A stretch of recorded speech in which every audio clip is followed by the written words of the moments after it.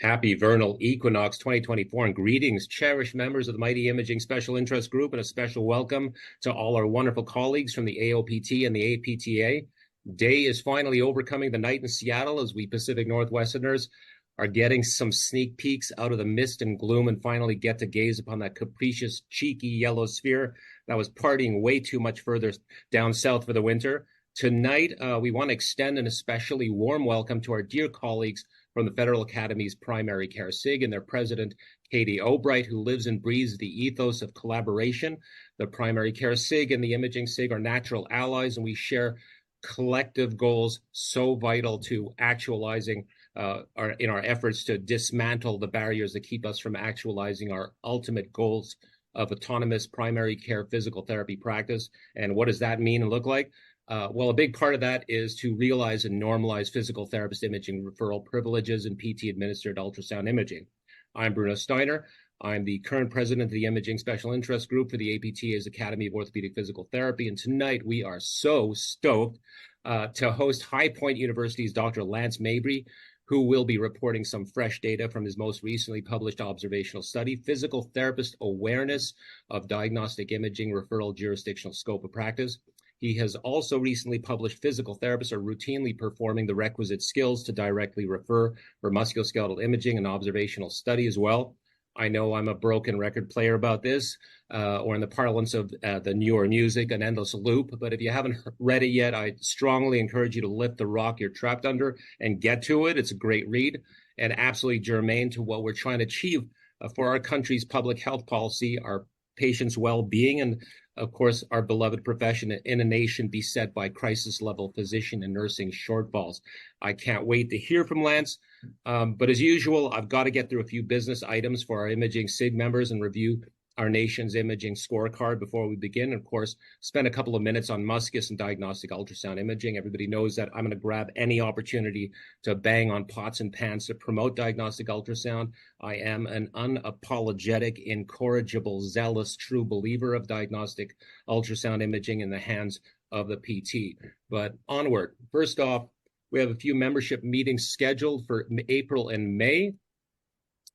Confirmed for April 18th at 6 p.m. Eastern Standard Time. We have been granted a privileged first look at some seriously impactful data, which will be submitted soon for publication. Needless to say, I'm excited by this additional supportive evidence. So please join us once again on April 18th, 6 p.m. EST for ordering of diagnostic imaging by physical therapists, a multi-center analysis of successful implementation with doctors Aaron Kyle, Stephen Correa, Kelly Clark, Evan Nelson, Brian Barney, and Scott Toffener.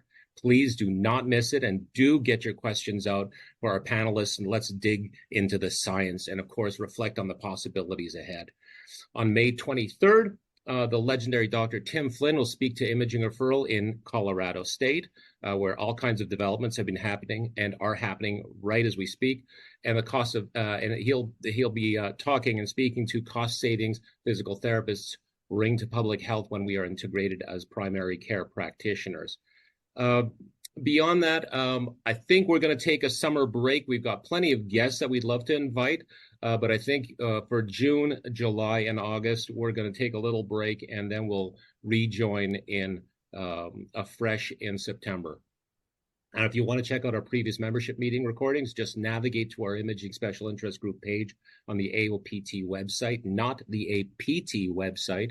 They're two different animals to search through, and you'll be hopelessly lost if you try to find us on the APTA site. And scroll down to the very bottom of the page, and you'll find the iSig membership webinars, and click your way to the valuable insights of all our speakers. We've had some great ones. Actually, they're all great, frankly. You'll learn so much. I know I do. So I want to super abridge my usual nationwide count and take all your questions offline if you want to discuss strategic planning for your individual states. And that's how you should look at us at the iSig, your rapid response resource. Don't plan it alone and reinvent a faultier wheel. I implore you to contact us as you trailblaze forward in your respective states. And just to add an important disclosure, Dr. Lance Mabry and I continue to collaborate to compile and refresh this list. Our maps may look a little different, but this will add some nuanced discussion later on.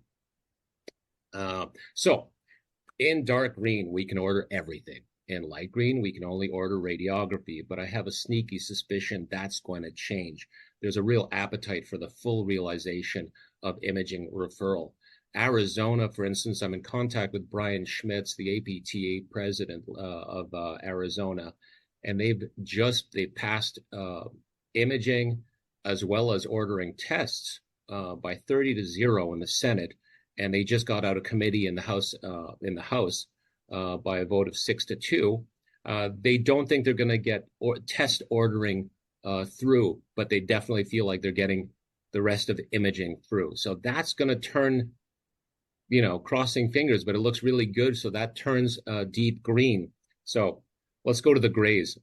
We've got practice acts that are largely neutral and silent with effectively no prohibitions to imaging referral. And what does that mean? Well, no one's going to stop you from imaging referral. You might have to talk with some radiology practices and centers if they have questions and find it novel to get a referral from a PT. But this has been a successful approach for many PTs. And if you don't believe me, check out our November 2023 ISIG meeting with Colorado's Scott Rezak, who showed us how he managed this.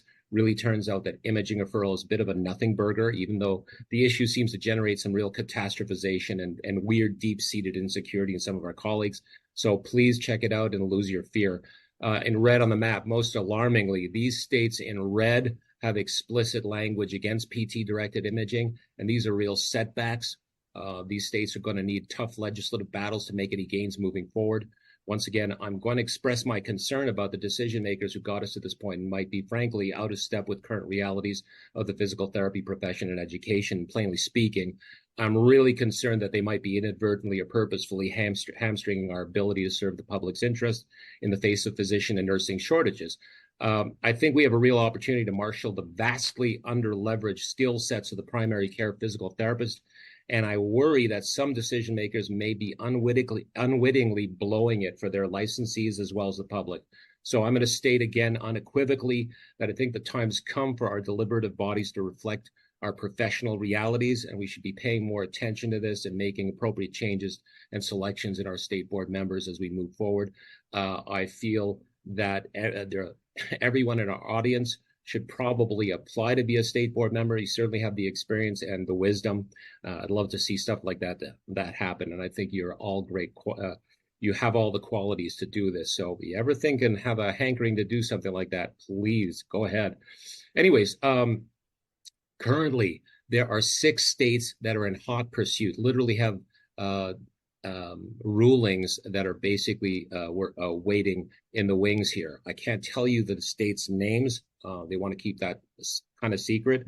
So there are 2 that are going for a legislative process, 4 more that are going for a declarative process from their state boards, and 10 more states that are really interested in moving imaging. So it's on their radars. But again, they have asked me to keep it on the down low. But ultimately in play, about 16 states. That's pretty interesting stuff. As you know, military branches have no prohibitions to imaging referral and proven the efficacy of PT-directed imaging referral since the 1970s. They're learning the same PT we're learning. So we want to basically have their rights and privileges recognized by the Center of Medicare Services and in all state law opinion and ruling. So paths to PT-directed imaging referral. So ultimately, when you boil it down to, it's about 3 roughly. So the first one is you can exercise the lack of prohibition, like in the gray states from the Practice Act. Just don't refer a CMS patient. The radiologist won't be paid for imaging in the case of Medicare patients. And if the PT makes the order, and that's something I want to address in my tenure, my next term, should you want me to continue with this, or if you want to refresh it with new leadership, that's fine too. The second approach is an easy approach, surprisingly, but requires a little thoughtful preparation. You still have to do something. And the idea is to get a favorable state board ruling using proper calibrated questions, which require your board member to focus on Practice Act language and not their own personal narratives. You can't just ask what I would arguably call a lazy question of, is imaging a referral in our scope of practice? Or is muscus in our scope of practice? Or mom, dad, may I refer for imaging? if you want some exemplary question writing, you should consult with us before making a potentially disastrous inquiry. So the idea is to elicit or trigger a modern interpretation of the Practice Act using a great model question for modern times. And the question has to capture the current educational realities of our craft, as well as the applicable technologies and techniques that we do.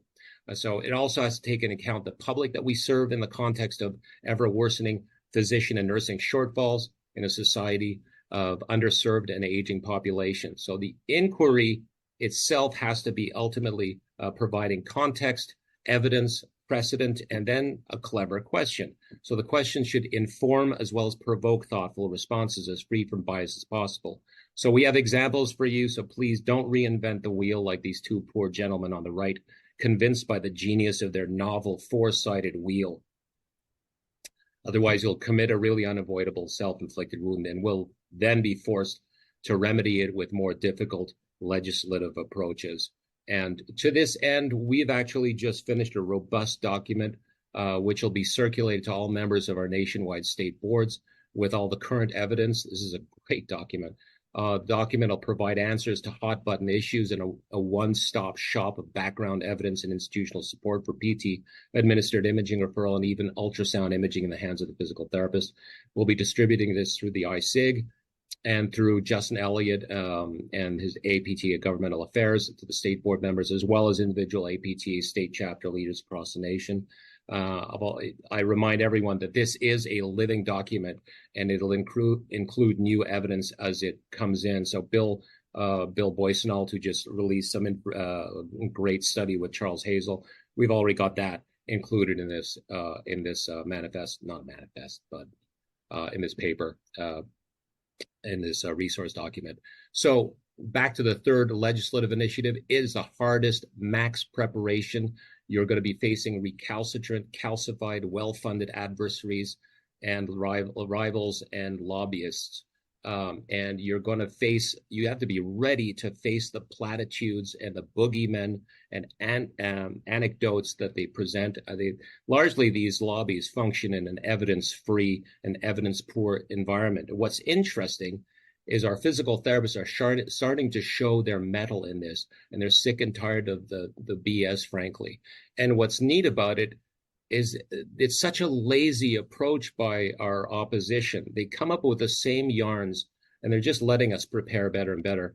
And we're less and less afraid to call their arguments and false equivalences. So we're getting really good at this, but you better be ready because this is not an easy process. So, and of course, what about muscus? So good things going on. We're just to let you know, there's no prohibition. Just do it. Just learn it. There's maybe 4 sonography boards, and there's nothing they can do about us learning it. As far as institutional support goes, the AIUM, the American Institute of Ultrasound Medicine, recognizes physical therapists as licensed medical providers of muscus. No restrictions there. And of tremendous relevance and importance, the gold standard credentialing body Intelios and their registries recognize physical therapists' eligibility to their certification. More specifically, we should be all taking advantage of the incredible privilege of sitting for the RMSK physician credential for muscus imaging, governed by Intelios's Alliance for Physician Certification and Advancement. This is amazing how well physical therapists do in contrast with other disciplines. So we're really showing our colors here and really competing well. And there's also, of course, Intelios's POCUS Academy, Point of Care Ultrasound Academy selection, including cardiac, vascular, pulmonary, visceral, pelvic, and abdominal, of course, all kinds of MSK applications.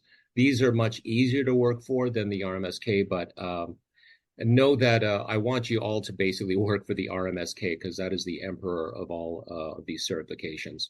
So, and finally, most recently on January 19th, if you haven't heard it before, our professional association, the ABTA, officially recognized ultrasound imaging as part of the physical therapy professional scope of practice. So enough said.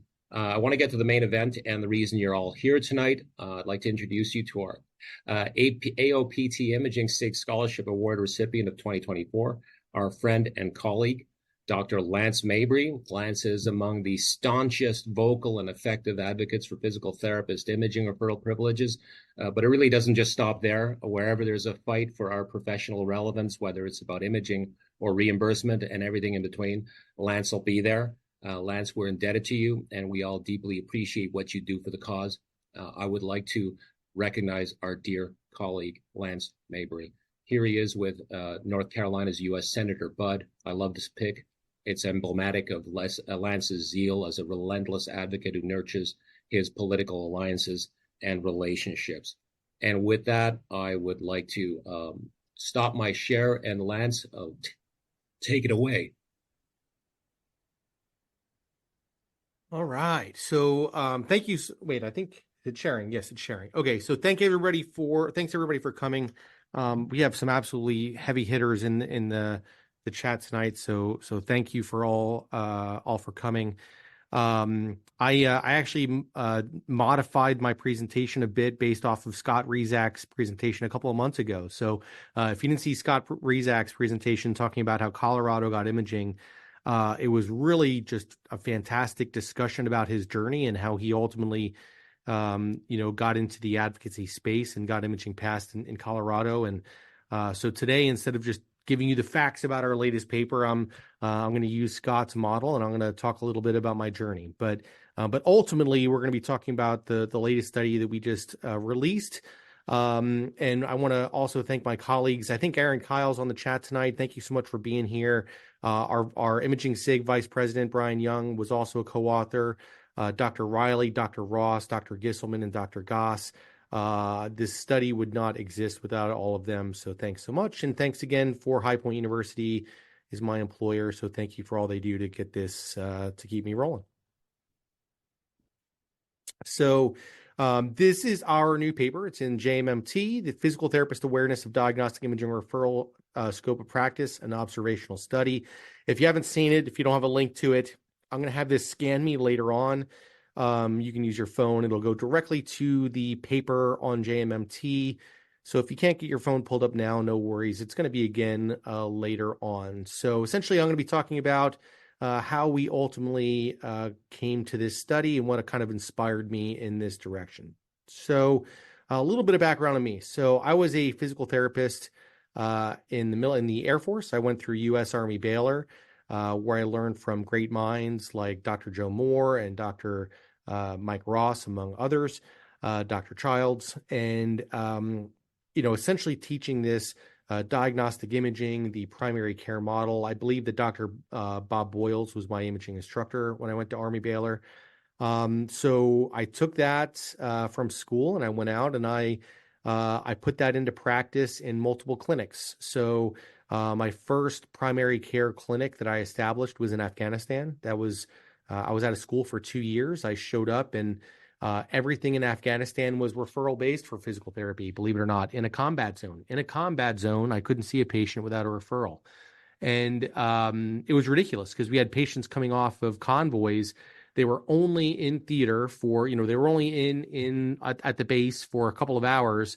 And yet I had them running all over the hospital getting consults. So we set things up. Essentially, the clinic worked like an urgent care. There were no appointments. Patients just walked through the door and they signed up for an appointment. They got in line, and whoever came next, just like in the deli, that's who got served. So I would go over to primary care. I would look at who was there and why they were there, and anybody that came in with back pain, wrist pain, neck pain, shoulder pain, whatever, I would just take those people. I would take them away from primary care, and I would go take them. And if anything came up that I needed assistance with, I would reach out. The traditional primary care was right beside us, but essentially I could reduce their workload by something like 50%. And the nice thing about that was they were actually able to release a physician from primary care. Because I took on that load, they took a physician out of primary care and moved them into the intensive care, where we had people coming in that were inpatients getting blown up and the like. So I really enjoyed that. I then followed that up with a fellowship at Kaiser Permanente, where our fellowship was on manual therapy and primary care. And it was, I believe the program director has said at one point that the reality is that fellowship is really more of a clinical reasoning fellowship more than anything. And within that model, in a civilian clinic in California, we were in primary care. And that model was, we didn't have an office. We just had a beeper, and we were in the actual primary care clinic with all the physicians and PAs, and we would just bounce around from one office to the next. So the patient got roomed in the physician's office. As soon as the physician was done, we would slide in there and do our thing. And then the next physician was done with a different patient in a different office, we'd slide in there. And it was an effective model. We could figure out who needed additional referral to physical therapy. That was one of the things we did. It was me as a physical therapist referring to other physical therapists. And we were also able to decide who can get things squared away with just seeing me that day, right? Maybe they just needed a piece of DME or something else, and they needed to give us a call if need be. So the other thing they had going on in Kaiser Permanente was we had a rotation through the emergency department. They set that up with their inpatient therapists, where one of their inpatient therapists would carry a beeper. And if the emergency department had a question on who needed to be admitted or who needed to go home, or, are they safe? Do they need a walker? They would beep us, and we would go down to the ER, see our patients, and then head back to inpatient. And then after that, I moved to Eglin Air Force Base in Florida in the Panhandle. Similarly there, once we got there, I was knocking the door in primary care over and over and over again. And at the time, I had leadership that wasn't incredibly supportive. So I bided my time. And then conveniently, some of the leaders, actually, they did what they call in the military PCS. They moved, they left, and new leaders came in. And before those new leaders knew what was going on, they were still in processing. And I went up and I said, I want to move physical therapy into your clinic. And they didn't know enough yet to say no. So it worked out really well. I got my foot in the door in primary care. They said they weren't really excited about me being there at first, but after they saw what physical therapists could do, they were thrilled to have us there. And same kind of model. It was urgent care. I had my own office, though. I could take those patients with back pain, but I could also look at all the other primary care provider schedules. And if someone was coming in for a booked appointment at 10 o'clock with back pain, I would just tell their team, hey, I want that patient, give them to me. And then that would open up a slot for somebody else to get booked in primary care. So it opened up their access. And it was actually kind of fun watching their top 10 list of diagnoses in primary care. 3 of their top 10 diagnoses that they were seeing were musculoskeletal. It was shoulder, back, and something else, I forget, maybe knee. And then after I got there, all of those differentials, all those diagnoses fell off their list of top 10, and they all became things like, screening for or administrative meetings or administrative appointments, the scheduled physicals and things like that. So did that in the emergency department as well. So in the emergency department, we actually embedded a physical therapist in the emergency department that also had inpatient duties.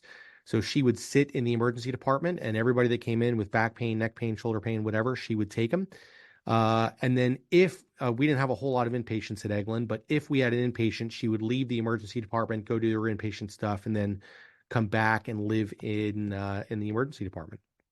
And then lastly, we set that up at Joint Base Andrews. That was a little bit more complicated. We had leadership in primary care that was very against us being there. They thought that we were invading their turf for whatever reason, and that was very challenging. We did get our own office, but unfortunately, they never agreed to play nice with us, so that didn't work out super well. But one thing we did do was we had enough physical therapists working in outpatient that, just given no-show rates and whatever else, more than likely one of us was going to be available at any given time if for no-shows or cancellations. So we gave the ER our phone number. And if anybody came in with any musculoskeletal, we would just grab whichever therapist was available, and they'd walk down the hall.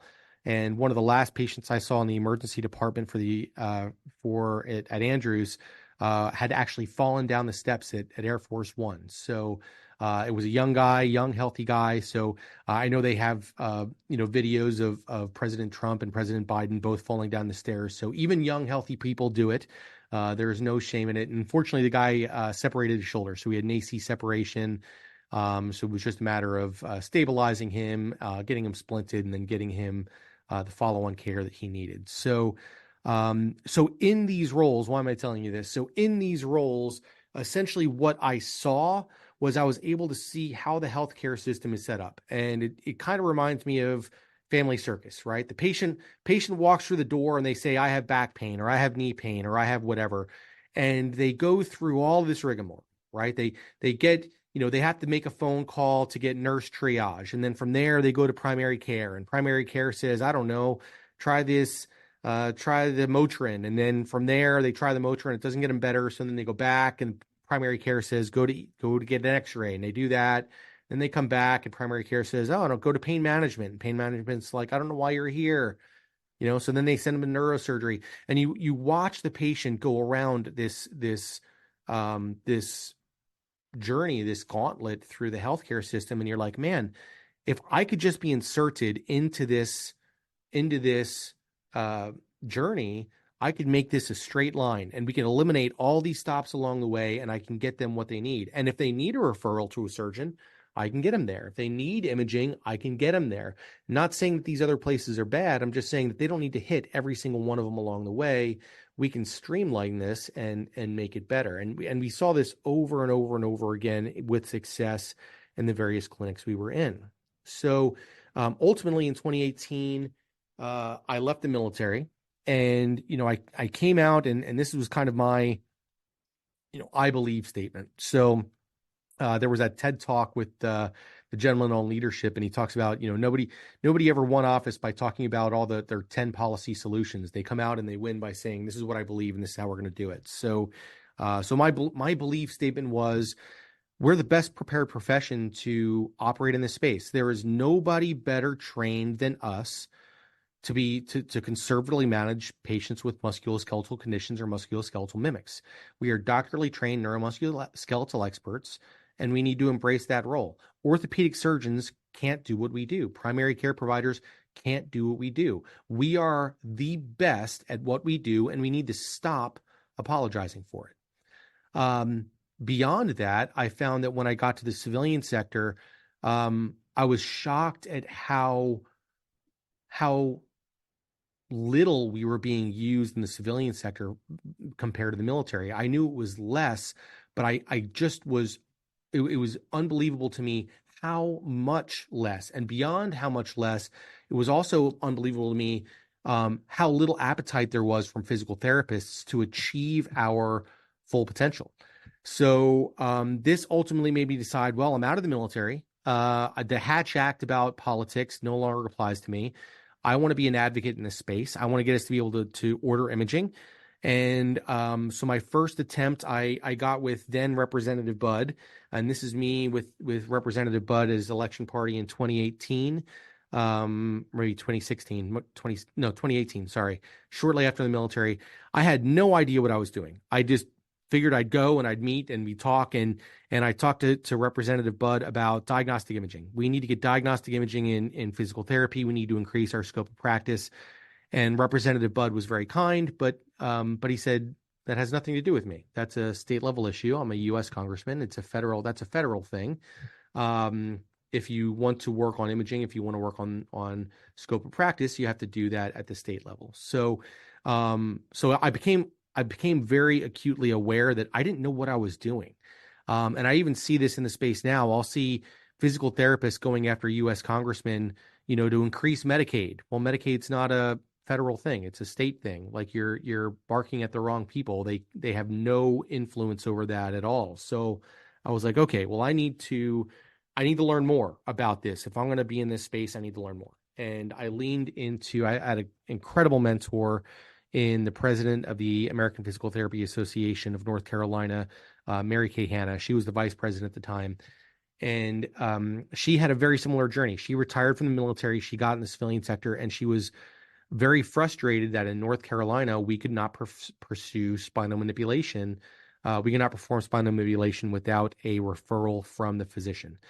And she took me under her wing. She kind of taught me a ton about advocacy. And we started off with, I started off by contributing to her campaign to get us spinal manipulation in North Carolina. So one of the first things I did when I was in North Carolina was I got my inaugural class at High Point University of 2020. This is something like 58 students from the class of 2020 marched on the Capitol in Raleigh, North Carolina for spinal manipulation. And we had been pursuing it for a number of years. But this 6th year, we ultimately ended up getting imaging signed into law. And asking the chiropractors why they ultimately budged and no longer opposed us, they said in the last 5 years, we haven't had to budge. But this year, the response and the energy was so overwhelming that there was nothing we could do. We had to move. So bodies are important. Energy is important. This is a bunch of our students meeting with the state representative at the time. So I learned quite a bit on that journey. And then once we got spinal manipulation, I'm like, okay, well, now we can move on to the next thing. But this is important for you guys to see. While we were pushing for spinal manipulation in North Carolina, these are the letters that the chiropractors were sending out about us. And the reason I'm showing you this, I know we're in the imaging SIG, not the diagnostic, the direct access SIG, but this is the opposition response every single time we do anything. So I want you to read this. A physical therapist who has been trained on a weekend, they're telling their legislators, they're giving their legislators vote against these bills because physical therapists are trained on a weekend, right? Physical therapists are taught spinal manipulation at a 12-hour weekend seminars, right? Physical therapists are not adequately trained. They can't diagnose. They can't order x-rays. And therefore, because we can't order x-rays, we can't determine if manipulation is appropriate. And therefore, we shouldn't do it, okay? Then they start talking about, again, this education argument, right? Chiropractic profession, 225 credits. Physical therapist, 105. But here's what they're doing here. They're putting their undergrad credits in here, but they're not giving us credit for our undergrad credits here, okay? Skill to safely administer. So again, the thread here is this is a public safety issue, unnecessary risk. We're not educated. We're not educated. We're not educated. We're not educated. Therefore, it's a public safety issue. It's a risk. We're going to harm our patients. Here's another one that was sent out. This is a serious public safety hazard. Physical therapists cannot diagnose. We can't order x-rays. We can't order x-rays. We can't order MRIs. We can't order CT scans. We can't interpret any of them. And therefore, if we can't diagnose, then how can we perform spinal manipulation? The general public is not aware of the risk, right? So knowing when not to manipulate is an imperative to ensure public safety. So if you haven't seen these kind of things before, it's the same kind of things we saw when we were looking for direct access. If you guys don't remember, this is orthopedic surgeons, New York State Society of Orthopedic Surgeons. Are you trained to recognize this bone tumor in this lower back? Neither is a physical therapist. And I'm sure Bill Boysenalt's on the call tonight. I can assure you that he would say that is not true. I know I just taught my students about both metastatic and primary bone tumors just a couple of months ago, and we talk about it a couple times a week, going through case vignettes. So this is the playbook. The playbook is PTs are not educated, and therefore they harm their patients. We're dumb. We don't know what we're doing, and then patients are dying. So this really kind of spurred on the, okay, well, what do I need to do to be an advocate? And what can I do with my skill set to help? And another great mentor of mine is Dr. Dave Sinecor. And Dr. Sinecor, if you guys don't know him, he's a FAPTA. He's a world-renowned researcher. And beyond that, he is just an absolutely incredible human being. I don't know too many people that are a better human being than Dave Sinecor. And, he kind of talked about, when do you find success in academia? And he said, when you're teaching is fueling your research, and your research is fueling your service, and your service is fueling your teaching, and your research is fueling your teaching. And when all of these things are kind of aligned and they're all fueling each other, that's going to be when you're at your absolute best. And I kind of looked at, well, I'm teaching imaging, I'm teaching primary care, I'm teaching this advocacy stuff. My service, I'm doing a lot of service stuff with advocacy. My research can kind of fit into that. I'm going to do research on advocacy in the imaging space, and I'm going to let these all kind of work together. So one of my first dabbles into this was trying to address these issues. PTs are not educated, and therefore we harm patients. So this is a study I did in 2020 in military medicine. That was sadly a desk reject from JOSPT, but anyway, we looked at safety events in primary care physical therapy. So what happens when physical therapists are doing things like ordering imaging? And here's what we found. So we did a retrospective review over multiple years, 41,600 encounters. This is appointments, physical therapy appointments in physical therapy, and 207,000 appointments in primary care. And we compared these two. And out of these, we found that physical therapists ordered 1,122 imaging studies, PCPs 41,000, roughly one study per every 37 encounters in physical therapy, and roughly one diagnostic imaging study in every 5 encounters in primary care. So why does this matter? So what we wanted to look at is this true? Are we harming people? And hospitals have an internal harm system that helps them to identify issues that happen for quality improvement. So we use the system that tracks harm, and we tracked, okay, well, are we harming people? Are people having safety events from these 1,122 imaging studies over this number of years that we reviewed? And what we found was in all the years that physical therapists were ordering imaging, in the 1,122 imaging orders, 0 harm events were reported, not a single one having to do with imaging. So when people talk about, oh, we're going to hurt people, who are we hurting? When we're doing this, we have 0 harm incidents reported. And these systems are a way for other providers to kind of rat on other providers. So, we would see the wars between, primary care and the emergency department. They would be flagging each other in these systems and trying to get things fixed as far as the system. Again, 0 imaging harm events were reported. So overall, when we compared primary care PT to family health, safety events were more likely to reach fit patients in the family health clinic. That's a traditional primary care compared to PT. And when we look at the risk ratio, it's roughly twice as many patients were likely to have safety events in family health. Ultimately, no sentinel events, intentional harm events, no actual events with more than minor harm were reported in either clinic. That's overall, and yet, again, still 0 in relation to imaging. So that was my first kind of foray. And when I wrote this, I was really writing this to legislators. I don't know, I was probably a little clunky in the way I did it.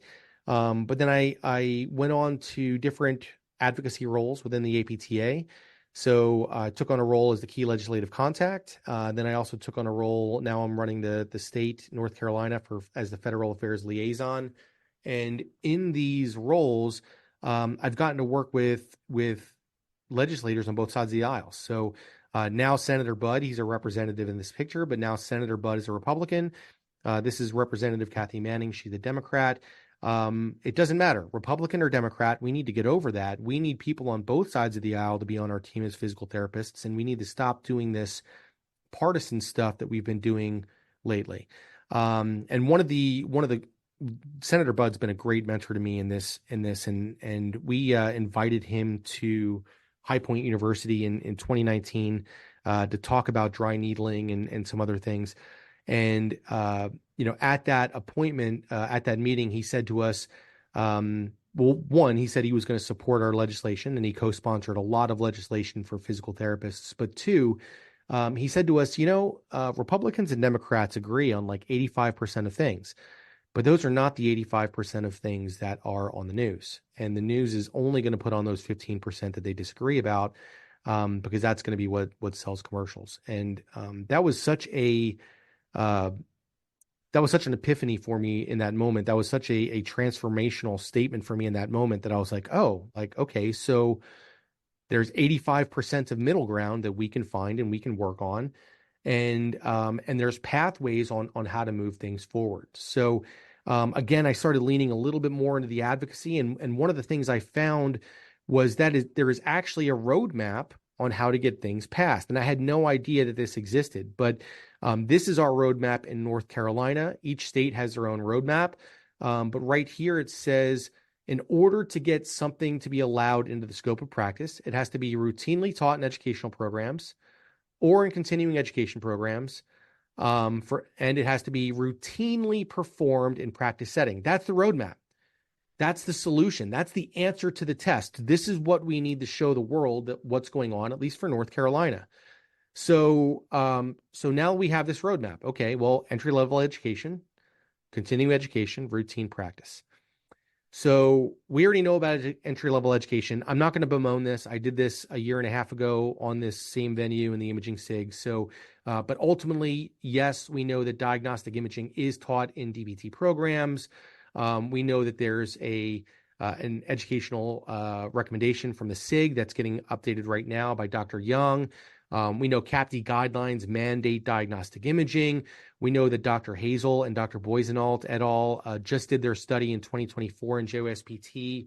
And one of the things they stated in their abstract, and I can't state this enough, I am bleeding every day imaging in education in the DPT program.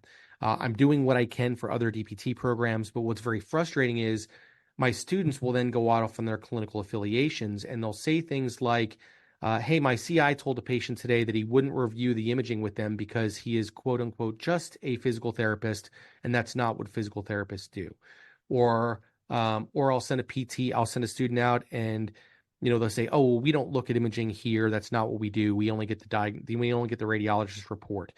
And there's only so much I can do in this space. If we don't get our clinical partners to step up and actually assume some of these duties, it's never going to get widespread. So if you care about imaging, if you care about primary care, if you are not taking students, please do.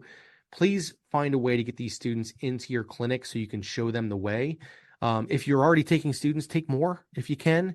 If you are in a clinic that isn't looking at imaging, if you're not actually looking at the pictures, if you're not actually, referring patients in a state that allows it, please set those things up to help us to take that part from entry level to the next stage.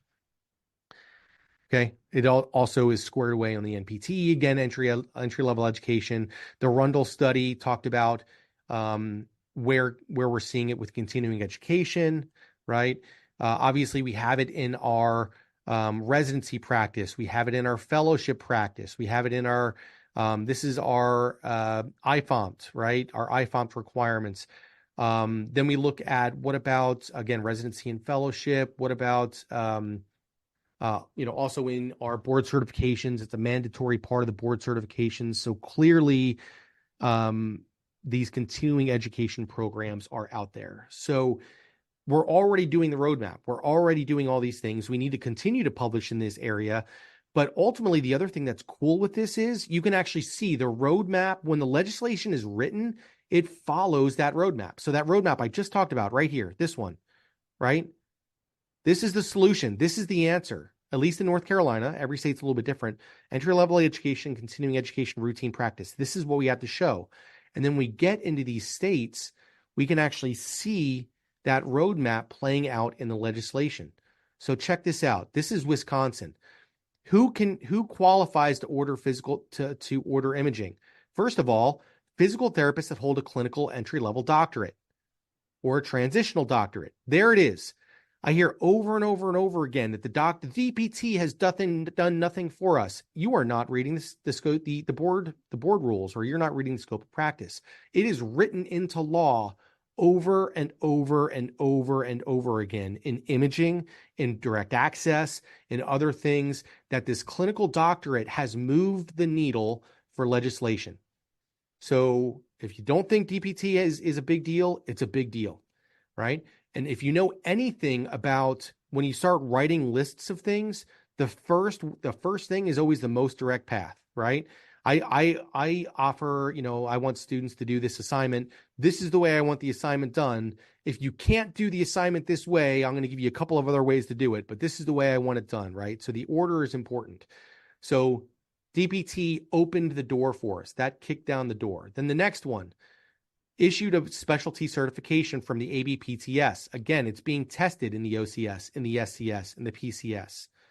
That's what Kick that door open. What about residency or fellowship? It's mandated part of our training in those. Okay. And then there's additional choices through here. What about in Wisconsin, or not Wisconsin, excuse me, West Virginia? Again, very first item, order is important. Graduate of CAPT accredited doctor of physical therapy that includes imaging education. This kicked the door down for us. Without this, none of this exists. This opened the door. Now, what are the other pathways that get us there? Right? Well, if they have a traditional DPT or a transitional, or maybe if they have another terminal doctorate, if they completed that ABPTS residency or fellowship program, okay, or if they've completed other post CME stuff, right? So you can see that list literally being written into law, literally being written into board rules. They're giving us the answers to the test. All we need to do is tell them the answers back, and this is what gets us where we need to be. Okay. So again, those three things, that's our roadmap. So, where are we in the world right now? I know that Dr. Steiner already talked about this. We have a couple of states that prohibit. We have a couple of states that allow imaging. But one of the things that these states that are maybe considering imaging, I don't know if any of these states are, or these states that prohibit it, they might be saying, okay, well, clearly it's part of routine practice in Maryland or New Jersey or Rhode Island. But what about North Carolina? Or clearly it's part of practice in the military, but what about Georgia? So the idea we had for the 2022 study about routine practice was just to fill in that back end. Okay, well, what outside of the military, outside of these other states, can we show a way that in North Carolina, South Carolina, Georgia, Illinois, whatever, Wyoming, can we show that imaging is being routinely practiced in these states to help complete that journey? And we decided, okay, well, is there a way that we can show if imaging is literally prohibited from being ordered, can we show that we're doing everything but? So essentially we're doing all the things needed to refer a patient for imaging, but we just can't sign that letter. It's an administrative prohibition, not a practice prohibition. So are we triaging the patient that they're appropriate? Are we using evidence-based imaging guidelines? Are we considering the risk benefit? Are we suggesting an imaging modality? On the back end, are we talking to our patients about it? Are we integrating the findings? Are we referring out if imaging findings are outside the scope? This was our study in 2022, and ultimately what we found was very encouraging. So we had, 4,800 respondents here, and out of these 9 skills, and one of them is even referring for imaging. And this refer is probably a hard word. We said request through an intermediary. So you might be requesting it through a PCP or requesting imaging through an orthopedic surgeon. But of these 9, the average physical therapist right now says they're doing 7 on average routinely. And 67% report doing 7 or more of these routinely. So what does this say? Yes, physical therapists are routinely practicing imaging skills every day. It is simply an administrative burden that we can't sign the orders for them. It's just one extra bureaucratic hurdle. So now we're all caught up. So that was the idea behind, okay, well, I'm going to use my teaching to fuel my research, to fuel my advocacy, and I'm going to start writing my research, not towards physical therapists, but I'm going to start writing them towards legislators, and I'm going to write them towards board members. And interestingly, when I wrote this article, and we had some absolutely phenomenal feedback from the reviewers. And usually I'm one, when I get feedback from the reviewer, I try everything I can to say yes to whatever they say, even if it's not something I love. I remember I had a case of what I thought was a lumbar radiculopathy, and they wanted me to change it to sciatica. And I hate the word sciatica, but I said yes just because I wanted it to get published. So usually I try to tell my reviewers yes as much as I can. But in publishing this article, there was one reviewer that had such great feedback on how they wanted us to change the statistics. And they were right. They were 100% right. But if we did it, it would have made it so complex that the legislators would have never understood it. And essentially what they were saying is we dichotomized all of this data into, are they routinely performing this? Routinely is the key word. because that is the question that we had to answer for legislators. And if we start doing it in a 4-point scale and we can't answer this, legislators are not going to get the answer they need. So we said we're going to dichotomize the data. Yes, we're going to lose some fidelity as we do this, but I want it to be very clear to the legislators. That's who I'm writing to. I'm not writing to physical therapists. And the reviewers ultimately signed off on that, and it published. And thanks, if anybody on here was the reviewer, thanks so much for approving that, because I think it's going to move the needle. So now we're all caught up. That kind of gets me to where I've been. But as we've been going through this, there have been some other things that we found as far as what are some things that are successful, or what are some other questions that are coming up.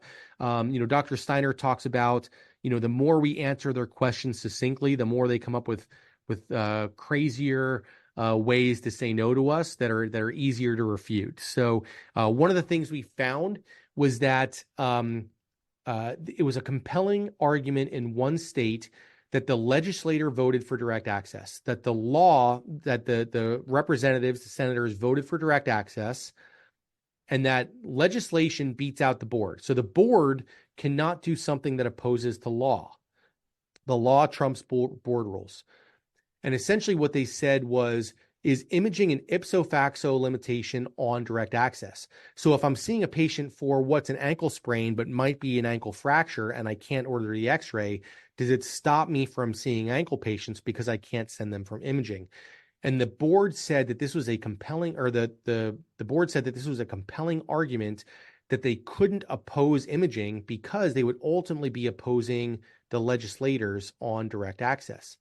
So this was one of our questions was, okay, is direct access something that's tied to imaging within the United States?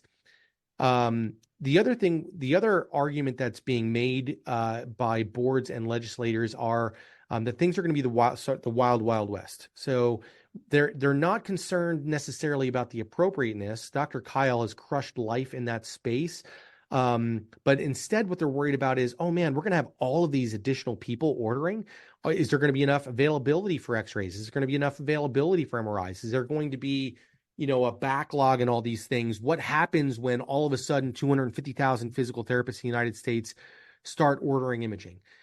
So this one's a little bit easier to refute. We remember the Nelson research from 2020 in Wisconsin that found that only 4.3% of PTs are ordering imaging, despite the fact that it's very clearly outlined that they can in Wisconsin.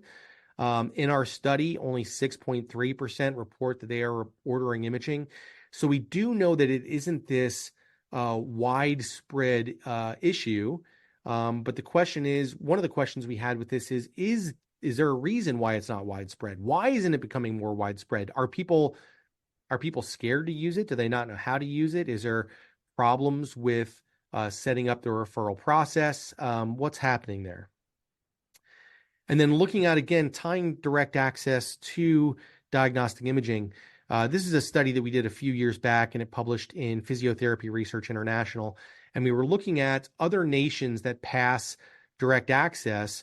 They are 7.4 times more likely to allow imaging referral. So there is this tie between direct access and imaging. These are linked in legislation in other nations. So that led us to this study. So this study was a follow-on to the last one. It used the same data set. And essentially what we were looking into was that connection between diagnostic imaging and direct access. And we were also looking at awareness of direct access. So our hypotheses are here. So we believe that if a physical therapist was aware they could refer for imaging, they would be more likely to do it. We thought that they would be more aware of law than they were by board rules or board opinions. We believe that, again, that awareness, if they are aware, that it will ultimately help them to refer patients for imaging. And then we also believe that direct access would be tied to that imaging skill list that we talked about before. Are they using board rules? Are they using imaging guidelines? Are they referring their patients, et cetera? We thought that it would also be tied to whether or not they are directly referring a patient for imaging. And then we also did some additional stuff, just looking if direct access is tied to education, residency and board training, fellowship training, and board certification. So for this study, again, we had this 4,900 physical therapists that in the U.S. that reported on this. For hypotheses 1 and 2, where we were looking specifically at those physical therapists within states that can order, that's obviously a subset of 326. And at the time, that was Colorado, Maryland, this is DC, Wisconsin, Utah, and New Jersey. So the first question was looking at board rules and law, and whether or not physical therapists were aware of imaging. So the first thing we did was we got a 3 physical therapist panel. I know Dr. Kyle is on the call. Thanks for being here. This is Dr. Young and myself, and we all determined, which states allow imaging or don't. We used the list that's published on the Imaging SIG website. And then we ultimately came up with those 6 states that at the time we were aware distinctly ordered imaging or distinctly didn't. And then we asked the physical therapists in the survey 2 questions. So does your state allow physical therapists to refer patients directly to a radiologist for imaging? And does your state prohibit physical therapists referring patients directly to a radiologist for imaging? And we bounced these 2 questions off each other just to try to get the most pure data as possible. We only included people that either answered both, I don't know, or this one yes and this one no, or this one yes and this one no. So we got a very clear understanding that, yes, these are the states that allow, or these are people that believe they are allowed. These are the people that believe they're prohibited, or these are people that legitimately just have no idea. And here's what we found. So in states that, no kidding, allow physical therapists to refer for imaging, Colorado, Maryland, DC, New Jersey, Wisconsin, and Utah, at the time of this study, only 42% of PTs even knew they could. 6 out of 10 PTs had no idea that they could refer. In fact, 20% in these states where it's clearly allowed believed it was prohibited. In states that prohibit, most people either believe it's prohibited or they simply don't know. So what about in those states that allow per board rules and opinions versus those that allow by law? So Wisconsin, it's written in their Practice Act, and in Utah, it's written in the Radio Tech Practice Act. Meanwhile, Colorado, Maryland, DC, and New Jersey, it's either written in the board rules or in board opinions.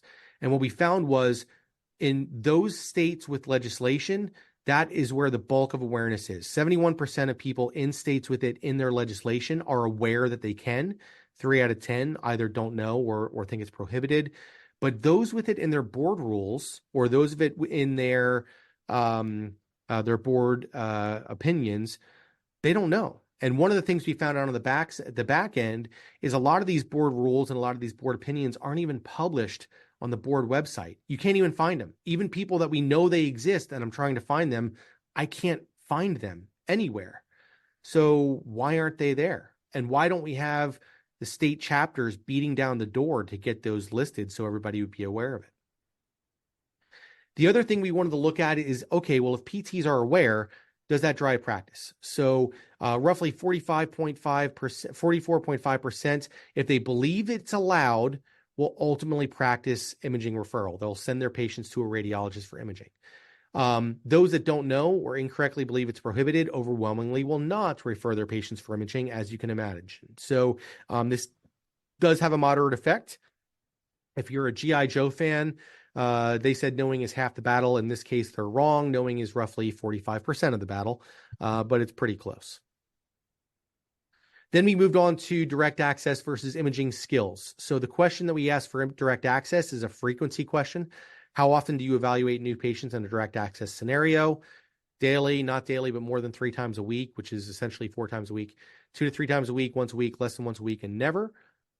And then we bounced that off our imaging skill list. So again, that imaging skill list, triaging the patient, using evidence-based guidelines, educating patient on imaging finding, and the like. And what we found was each and every single one of these individually, those that are practicing direct access more frequently also prefer doing routine imaging skills more frequently. That asterisk is significant. So every single one of these is significant.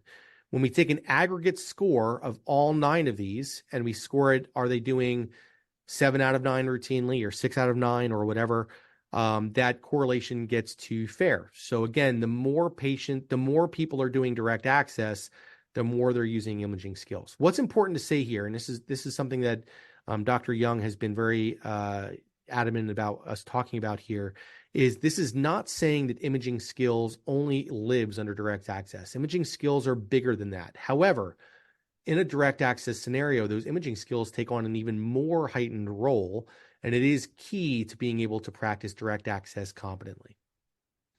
Then we looked at direct access versus referral. So if you are practicing direct access, are you ultimately referring for imaging? 0 means you're not referring for imaging. 1 means you are referring for imaging. So those that are not referring for imaging, overwhelmingly, the 0 and the 1 are practicing direct access either not at all or less than once a week. By comparison, those PTs that are referring their patients to radiologists, the plurality of them are seeing direct access patients 5 days a week, daily. So this was also a significant finding. We then looked at direct access versus setting.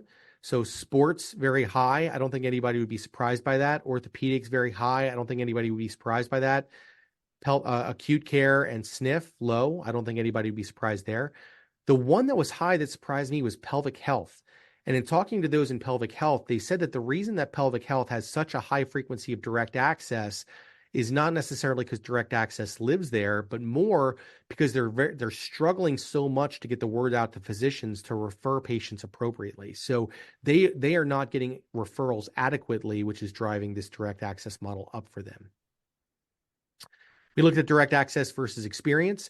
There was no significant difference between new grads and those practicing more than 20 years, but there was this peak in between that 6 to 15 years where those that are in that sweet spot tend to be practicing direct access a little bit more frequently. Those with DPTs were significantly more likely to be practicing direct access, or at least report practicing direct access more frequently compared to those with an MPT or BPT. And then again, looking at residency and fellowship training and board certification, those that are residency or fellowship trained, again, significantly more likely to practice direct access more frequently, or at least report doing so. And those that are board certified also report practicing direct access more frequently, although it is in fact a trivial effect.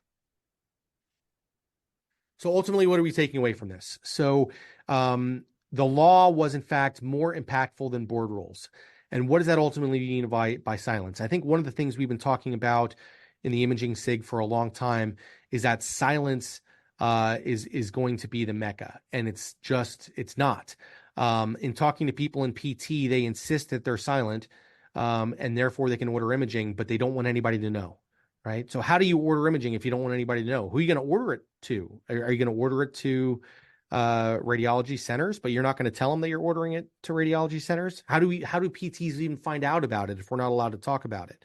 So I think what this tells us is if we actually want practice, if we want to change practice, silent is not our end state, but a silence is a great way to get your foot in the door. You look at what Dr. Kyle has done in Illinois, getting some research in Illinois as that first step. This is a great place to start to gather research. And if you are in a silent state, please go out there, put a study in place, get with the IRB, collect data, and help us to drive things to ultimately change things into board rules or law. And the reason that silence is not an end state, Dr. Steiner talked about this before. All it takes is one PT to ask one ridiculous question to the board, and the board has to answer it. And if they ask a ridiculous question, the board will answer it the way it's asked. And then just like that, we're in a state that prohibits imaging. So this isn't an end state. This is a stepping stone to getting us more secure practice. Again, that awareness drives practice. So we have to drive up awareness. But how do we drive up awareness? Only 30% of PTs are members in the APTA. The APTA cannot be the one driving up awareness. They can do their best, but there are pockets of clinics, there are pockets of PTs where no one in that clinic is an APTA member. What about DPT schools? Well, shoot, there's no way. In North Carolina, I can't teach all 51 state imaging rules for all my students and then keep them involved going forward on all the different changes. I don't know where they're going to practice. So I can tell them about North Carolina. I can tell them about closer states. But I think the reality is we need state boards to be the ones spreading this information. They have 100% coverage of all the PTs in the states. So can we in the APTA advocate for getting imaging added to the jurisprudence exercise, or at least making sure that the rule is explicitly stated on the board page, which it's not. One of the things I found when we were looking at Iowa had an incredible victory in getting imaging passed through legislation.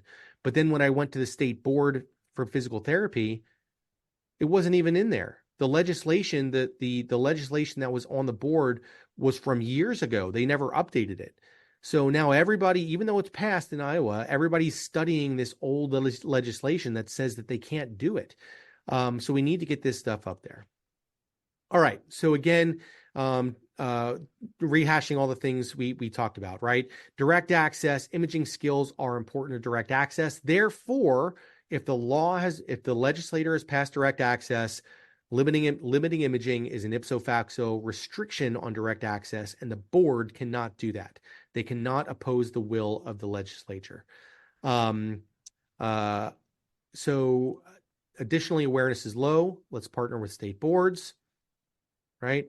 And in closing, how can you help? So one thing, joining the APTA. If you're on the call tonight and you're not an APTA member, this is a huge part of advocacy. One of the first things that legislators look at is what % of your professional organization do you represent? And when the professional organizations say we represent 30% of the profession, legislators turn away. We need you to be a member. And if you do nothing more other than pay your dues every year, that's already helping us. If you feel like you want to do more, look up the Legislative Action app. There are pre-written emails to your legislators. You don't even have to do anything other than just click the button that says send. And you don't even have to find the legislator's email address. It's already in there, and it will send them updates on various things we're trying to pass. If you want to do more, please become a key contact. Reach out to me, email me. I'm happy to help you get in touch with APTA Government Affairs. And if you feel like you're doing all these things and you want to do more, let me know, and I can set you up with more advanced steps. So again, this is our study. If you want to access it, there is our QR code. And that is all I have today. Sorry, that was probably longer than it needed to be. Not at all. I love it when you elaborate. Dr. Lance Mabry, thank you so much. So much grist for the mill, a lot to unpack. I want to open up the floor. Any questions, any comments, any feedback?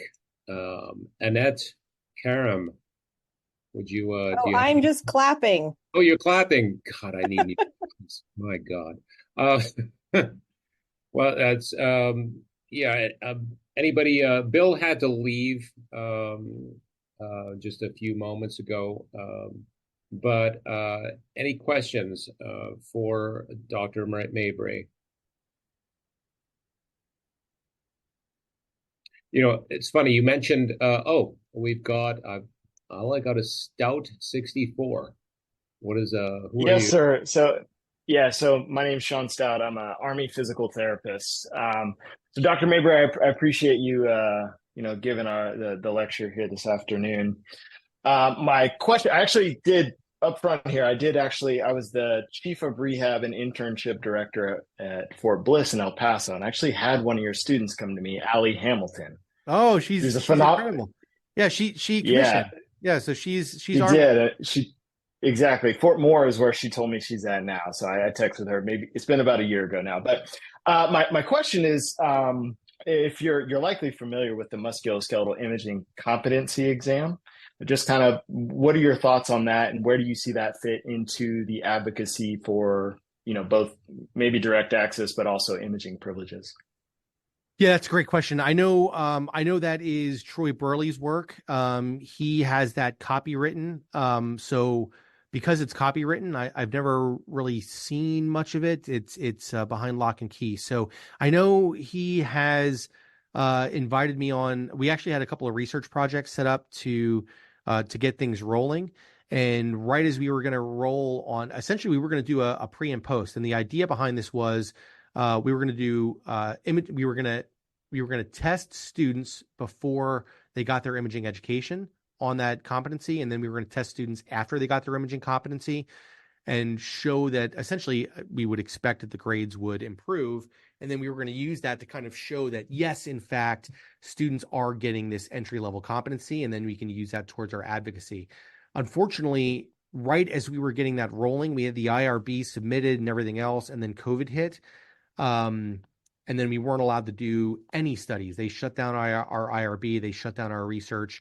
And frankly, I just haven't talked to Troy about it since, and maybe we need to get that rolling again. But I think some of those things, pre and post, would be worthwhile. I even think pre and post in continuing education sessions would be worthwhile, although I don't know that I could do that research because I'm actually in the continuing education space, so I'd have a conflict. But I think that would show the first two pieces of these things. Also, comparisons. So, looking at that study that we submitted in military medicine, looking at physical therapists versus traditional primary care providers. There are people I talk to that are like, that it's a turf war thing. Why are we comparing ourselves to physicians? That's turf war. Why are we comparing ourselves to PAs? It's turf war. Has nothing to do with any of that. What it has to do with is it doesn't matter what we say, right? If we say, 95% of patients don't get harmed, the other side is going to say, but 5% of patients they're hurting 5% of their patients. So no matter what we say, we need to have some kind of benchmark. And that's why, using primary care as the benchmark to say, hey, before you say we're hurting 5% of people, or in this case, it was 0%, but before you start chanting, talking about this, we're going to shine a light on what the standard is now and how we're performing better than the standard. So I think it would be great if Troy could do these tests in physical therapy education, in PA education, in MD education. And if it shakes out that we aren't doing as well as MDs, or we're not doing as well as PAs or NPs or whatever else, well, then we need to get better. That's our charge, to get better. And if we are doing better, well, then shoot, that's a good story to talk about too. Did that answer the question? Yeah, understood. Yeah, I was really interested, obviously, just with his project, it seems like there's could be a link between us advocating for imaging privileges at the state legislature if we have a way to demonstrate that we're doing very well with imaging competencies. So yeah. I do have a second question, but I'll pause a second just to give other folks the opportunity if they have them. Yeah, I just want to comment on that too.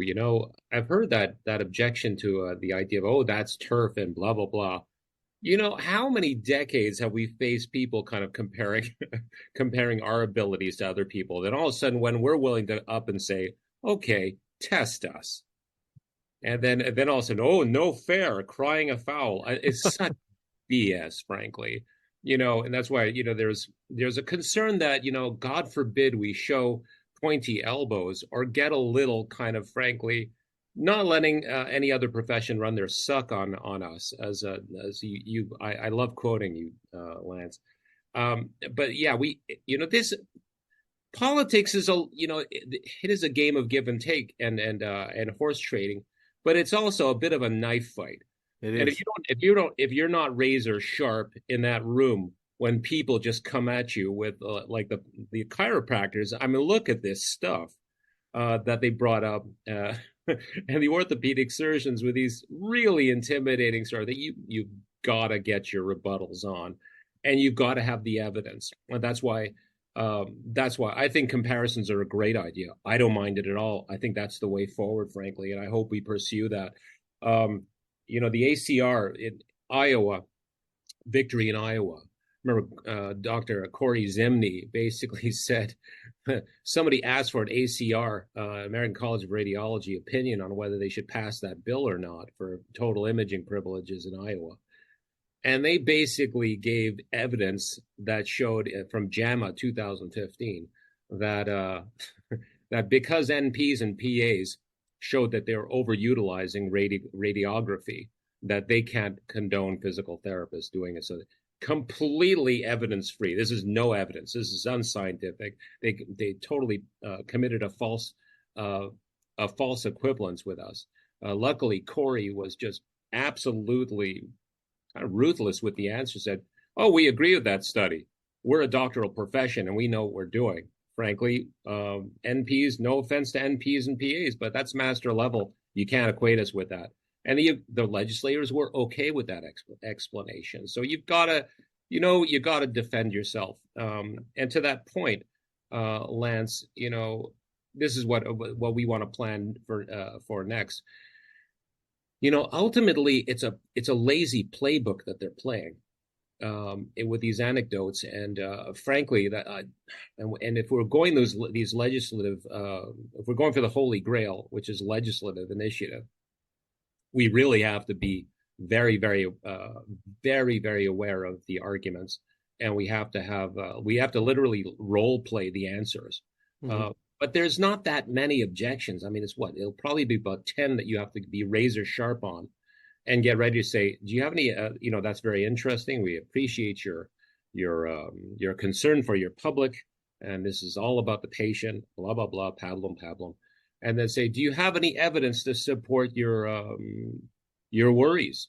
Yeah. And frankly, call on him. But I wish, at the one point, I think we really have to sit down and list those objections so we can totally answer them really quickly. Because frankly, I think it's just going to be the same old chestnuts and boogeymen and anecdotes, frankly, that they'll send our way. As far as the state board, getting the state board more involved, that's a little tricky. Just a little feedback for you, Lance, since I've been doing this. We've had some oddly enough, some almost anonymous feedback because there's a few people that don't like us talking about primary care physical therapy, frankly, and imaging.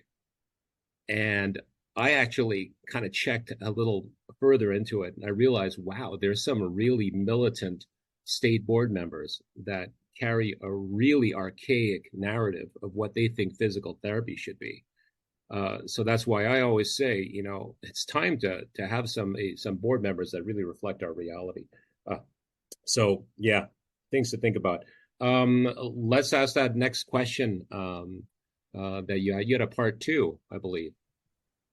I did. Again, I appreciate you guys being on here and being willing to answer questions this evening. So, Lance, I just have one other question. So most of the literature that we cite, whether it's direct access or imaging privileges, we obviously, we leverage military studies oftentimes, and maybe even in certain instances, like a college setting for populations for the safety of direct access and utilization of direct access privileges.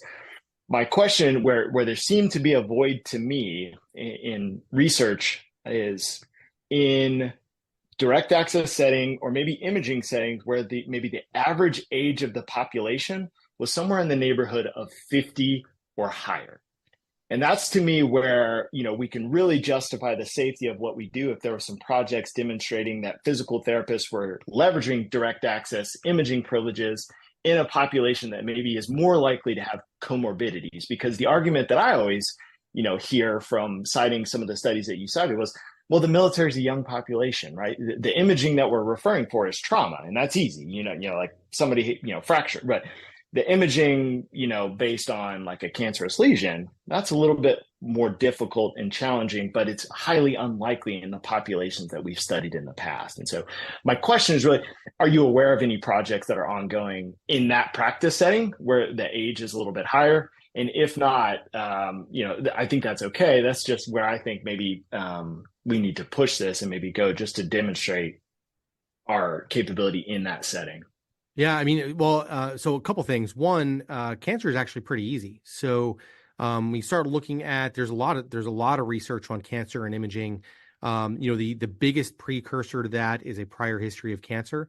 The second biggest is advanced age, and then the third biggest is failure to improve with conservative management. And that failure with conservative management, that's us. We're the conservative management. So if they're not getting better, that's our responsibility to order. And lots of research out there as well on X-rays are not highly sensitive for cancer. They're highly specific, but not highly sensitive. SED rates. So Dr. Steiner was talking earlier about being able to order testing in Arizona. A SED rate is a great lab to order to screen. It's not diagnostic, but it is highly sensitive, and you can rule out if a SED rate is negative that they don't have a cancerous bony tumor. obviously MRI is more specific in or more sensitive. Tons of research in that space. In terms of direct access research, not my expertise. I was trying to tie direct access to diagnostic imaging, where imaging is more my baby. I do think that some of those concerns are reasonable, but I also think that some of those concerns don't necessarily matter. We don't necessarily need to do direct access in a in a Medicare population. We can do it in a sports population, right? So, but the rules don't cover, it's not there to cover every single instance and every single PT. There's a difference between jurisdictional scope and personal scope. So jurisdictional scope says, yes, you can do this. And personal scope says that you personally should do this. And this is outlined by the House of Delegates. You can get information through there. But if I'm working in a SNF, am I going to be seeing patients direct access in a SNF? Probably not. I mean, am I going to be ordering imaging myself in a SNF? Probably not. I mean, I've worked in acute care. I've never ordered imaging to my knowledge when I worked in acute care. I just never had a need to do that. So I think we have to understand that the law doesn't mean it's going to apply to everyone. So to give a more salient example, physicians can perform surgery, but not 100% of physicians perform surgery. So physical therapists can perform spinal manipulation, but not 100% of physical therapists perform spinal manipulation. Not every therapist in every setting performs spinal manipulation. Physical therapists can do dry needling, but I'd be willing to bet there aren't a lot of physical therapists doing that in acute care or various other settings. So that might have been a windy response, but does that help at all? Yeah, I guess all I was, looking for, it was just if you were aware of any ongoing projects in that setting, because I just feel like it would bolster our case a little bit more. And so I hear you. I agree. We have pretty clear recommendations for when imaging is appropriate, based off of what you just said, and even the conventional radiograph and an ESR is a fairly good way to first level imaging to rule out the cancerous lesion. But it's just, are we doing it, and do we do it well, was the thing. I just wondered if anybody has studied that population, because again, working in a military population, this is a perfect place for me, like somewhere like San Antonio that has a high retiree population, where we can have direct access, where your sports orthopedic type injuries, still that patient demographic, but maybe advance the age a little bit and still demonstrate that, we're safe in that environment with, again, direct access, but also kind of the imaging bit. Like you said, these are kind of integrally related. So yeah, just wondering if there was any ongoing projects that you're aware of. Yeah, no, I agree with you 100%. If that didn't come, so I do want to stress that I agree with you 100%. What I will say is we've had a lot of states that have flipped recently in this space. So this would be a great way to do it beyond what the military has done. The military has blazed the path. Now we need that civilian sector. We have champions again, like Dr. Kyle, that are giving us, this research in Illinois. Dr. Kyle, what your patient population in Illinois? What did that look like? Yeah, thanks for asking, Lance. And just real quick, man, you are killing it. Just keep going, buddy. I love hearing you speak. You're doing all the right stuff, man. Don't stop. And you can't fix something unless you know what's broken. And so you have a really good way of highlighting what isn't going well, but you're not just a pessimist naysayer. So just keep it up. Thank you. So we have a paper. This is a great segue for our next Imaging SIG meeting, Bruno, right? Absolutely. A paper in review, or going to be in review very shortly, on 3 institutions, 3 states, non-military civilian stuff, regular, we'll say, outpatient ortho sites, 50 plus PTs, and we report on that. And the data's amazing. It's fantastic. We report on utilization rates and reimbursement, and did we make the right decisions on what was ordered, and all of the data is what you want it to be. So Then we published a paper several years ago from Georgetown on 5 years of imaging data from Georgetown, and that patient population was your standard community-based outpatient ortho clinic with ages all over the spectrum. So really good question. I think you could make a case. You could see how the other side might go, yeah, it's all young, healthy people, and you're ruling out easy stuff. Well, there's more and more data coming out to say it's not just that we're decent at. Do we need more? We sure absolutely do. But hopefully, not too far down the road, there'll be at least one more paper to justify PTs ordering imaging directly. I'm itching to see it. I am so itching for this presentation, which you're giving in a few weeks, I might add. We're really happy, and I'm excited about it. And, I just want to remind everybody also out there that might be watching the recording of this, we're still really early in the game, frankly. So, we just got to keep on banging the pots and pans and letting people know that they can do it, they should do it, and they should feel confident about it. And, of course, keep researching about it. Any other comments, Aaron? Just to say, again, don't stop. I know there's people still here on the call. I know, Ashley, you're on the call. Good to see you again, if you're still here or not. But and others that are in the fight for a reason. You've hung on, beyond the end of the time for a reason. You have a passion for this stuff, and man, the more we can get around each other and encourage each other we're not the only ones. Things will change. And with Bruno's leadership and folks like him that are just unapologetically going for it, my hope is before I get out of this game and retire, that this is normative, just like direct access was not normative for a really long time. And it's certainly become much more normative.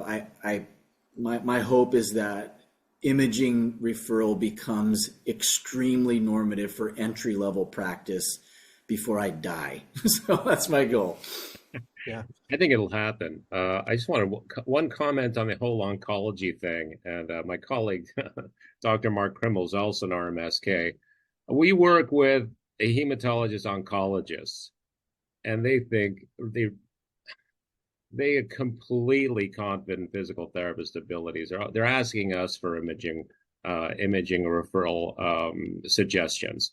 And we're the ones doing the ultrasounds, and they have no worries about this whole cancer boogeyman. Frankly, they just really think that, hate to say it, there's no catastrophe here, and we work alongside them. So whatever, don't let worries about cancer be an excuse to further involve yourself in imaging referral. That's all I have to say about that.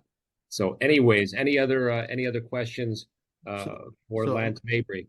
Yeah, can I just foot stomp one thing you mentioned earlier, Dr. Steiner? You said to a certain degree this advocacy work is a knife fight, and I have supervised chiropractors. I've worked as colleagues with chiropractors. I love them. I think they do great stuff. I think that we need to get over our fighting with chiropractors on an advocacy standpoint, because they're one more option of conservative management that's not going to have a state rule. I think that's really risky, but apparently they know their legislatures better than I do. And so they seem really confident, and they also want medical device referral. So I listened to some of the transcript, well, not transcript, the actual recording of the committee fight. And this MD was just, the one thing is, well, we don't really want the medical devices because we had this one person that got put in a walking boot and they developed a little sore on their skin and redness, and it delayed their rehab by 2 months. And I'm going like, that's what you got? And I was going like, okay, how are we going to handle this stupidity? Yeah. Anyways, the Colorado therapist just absolutely laced into him, asking, where's your evidence? Do you have actually research that you can cite for this one account? And she wound up saying, I can list about 20 accounts where we have to basically fix of the botched recommendations given out by physicians. I mean, she literally said it. She did not let it go. Instead of kind of, because we have a tradition of just playing really nice, but it's like that's not it. You put the hose in his mouth. I love it. You just have to represent and frankly debate, and don't be afraid to represent. So I'm weirdly confident about Colorado, but I noticed that the opposition now, they're careful. They're much more careful to say, oh, we love them and we appreciate them. So I feel like there's an inflection point. I feel like there's an inevitability, Aaron. I think it's going to happen.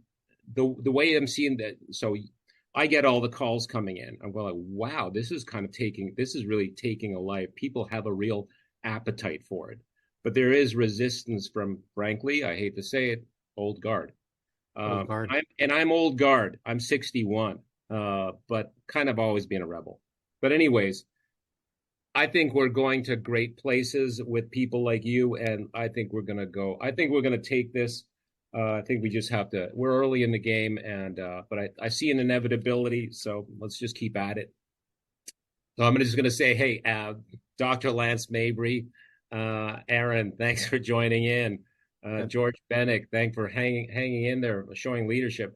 And thanks for all our participants. This has been really, really interesting. And please keep up the faith and keep up the arguing and the advocacy, and we'll get there together, I am sure. And remember, we've got, for those joining us on recording, join us April 18th, 2024, 6 p.m. Eastern Standard Time. This is going to be amazing as well. So Dr. Kyle, let's see you in a couple of weeks. Lance, if you could join us, it'd be amazing. George, same thing. Mary. And our Stout 64. All right. See you guys later. Thanks, all. All right.